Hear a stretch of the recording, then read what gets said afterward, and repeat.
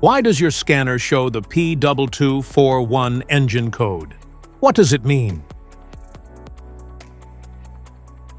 P2241 is a diagnostic trouble code for O2 sensor, positive current control circuit low bank 2 sensor 1.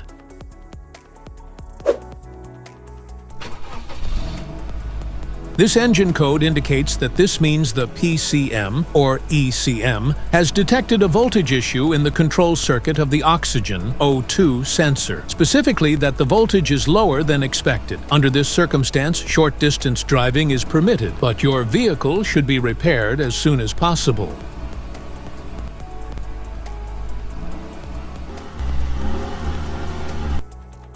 So, what causes this imbalance? Here are the most common culprits. This error can be caused by these possible faults in your vehicle. Faulty oxygen sensor, wiring problems, PCM issues, other potential issues. Each DTC code corresponds to a specific issue in your vehicle.